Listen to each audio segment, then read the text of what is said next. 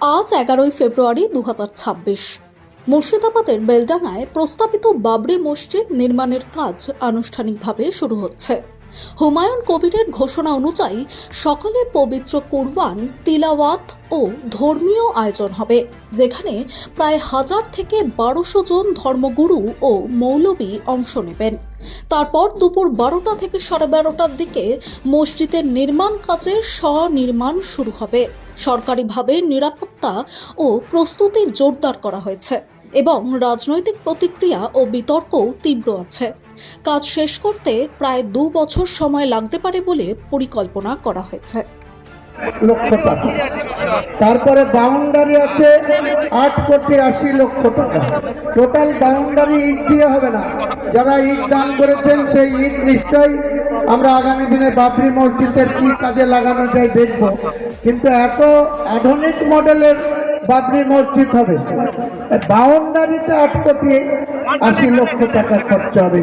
11 বিঘে জায়গার চারিদিকে যে বাউন্ডারির ডিজাইন হয়েছে সেটা অত্যন্ত আধুনিক মেটেরিয়াল দিয়ে অনেক ডিজাইনের বাবরি মসজিদ।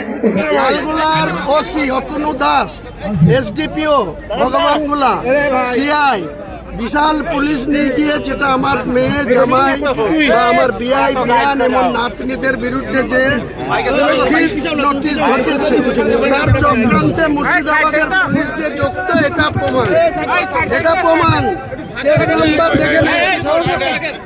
নাম্বার দেখে নেন, লালগোলা কেস নাম্বার 237/2025, ডেটেড 20/3/2025।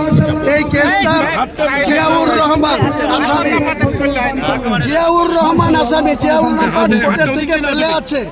কি করে 1/1/2026 থেকে 9/1/2026 পর্যন্ত 9 দিনে বিভিন্ন প্রপার্টি চক্রান্ত করে ফ্রিজ করার জন্য, আমাকে না পেরে আমার আত্মীয়দেরকে জব্দ করার জন্য, তাদের সম্পত্তি ক্রুক করার জন্য মুর্শিদাবাদের পুলিশ সুপার কে সানিরাজের নির্দেশে যে কাজ করেছে তার ডকুমেন্ট সমস্ত দিয়ে দিচ্ছি।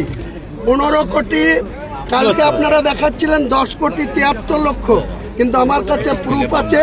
তাদের অ্যাসেসমেন্ট করেছিল 15,53,60,697 টাকা 10 পয়সা, এবং তিনি 21/1/2026 এখান থেকে সেন্ট্রালের ফাইনাল দপ্তরকে এই সম্পত্তি প্রুফ করার জন্য, তাদের প্রুফ করার অর্ডারটা দেখাতে বলুন। আর ধার মুচিয়ে দেবো ওসি লালগোলার আর এসপি মুর্শিদাবাদের।